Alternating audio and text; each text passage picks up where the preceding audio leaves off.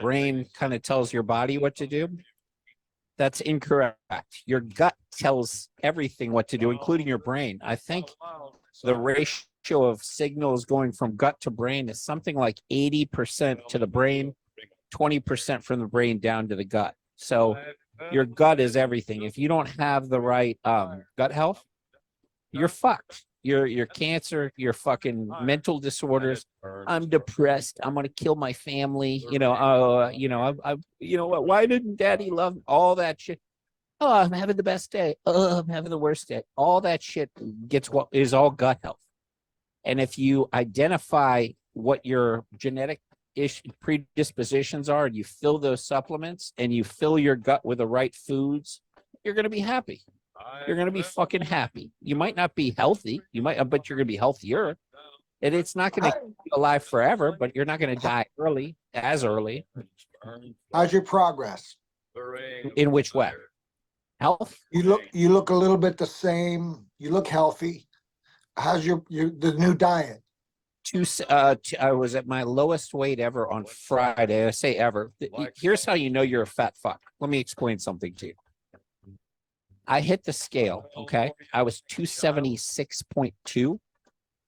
And then the next day I was 275.2. And I was like, this is fucking awesome. Yeah. And that's how you know you're a fat fuck.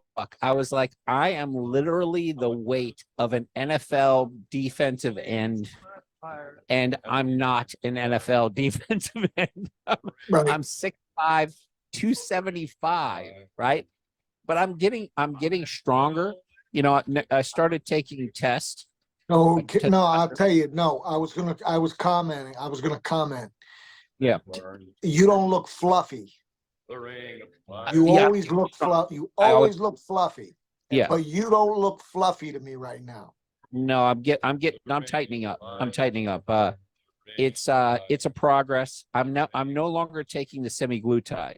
So I got off the semaglutide. I should have gotten off it a long time ago. So the first time I took it, okay, I took this thing, I jabbed myself in the stomach, which is what you do. You don't jab yourself in the stomach. It's 2 inches below your belly button. You put the semaglutide, you pop it in, and all of a sudden you're not hungry. And the moment I felt it hit, I realized that I had an addiction to food and that I had a mental disorder with food. I had an let's call it a unhealthy psychological relationship to food, and it was all mental. As soon as I felt it hit, I was like, holy shit, it's mental, because it wasn't the chemical for me. I was like, I'm not hungry, and it's in my mind. I've been addicted to food, and I've had this unhealthy relationship with food. And food, you just shove it in your face until you feel full. Like a fucking beagle. Just until you're ready to puke. Knowing you're doing the wrong thing, making promises to yourself that this is the last time. I mean, not even my justification was even a typical, because I know what fat people do. Like, I'm an expert on this. I wrote a book, Things Fat People Do. Like, I wrote it all out and I turned it into a cartoon.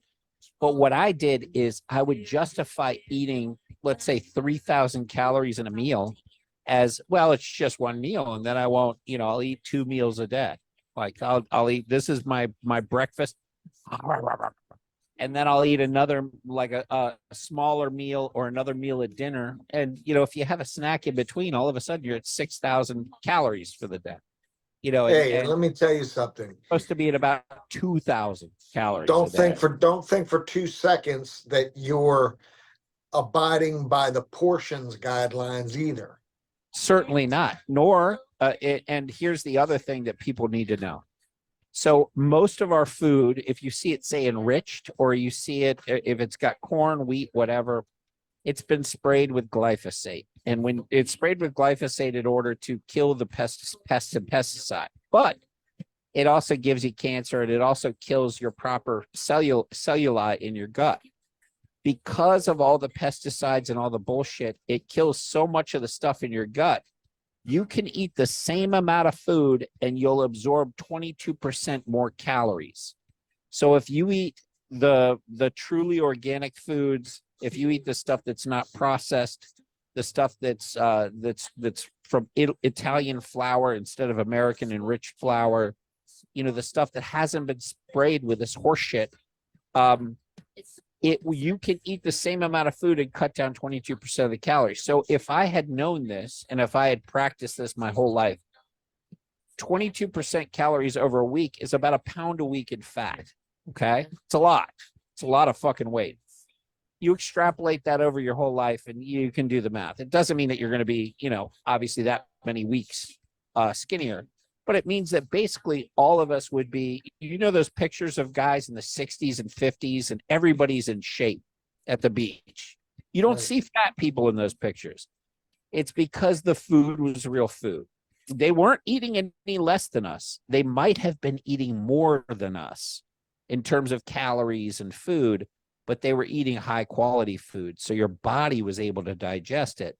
So basically, I would have a six pack. I would be ripped as fuck if I hadn't eaten all this processed crap. They were also much more active as a society. True, that's true. Yeah, both of those are factors, absolutely. But yeah, if you take 22% and just focus on that in general, you know, all of us would be in shape. We'd all be fairly healthy instead of an obese sack of shit society where you can go overseas to Europe and you can see the Americans. You can see, okay, this is a fat pile of shit. That guy, hey, how you doing, buddy? Good to see you. Yep. Hey, you know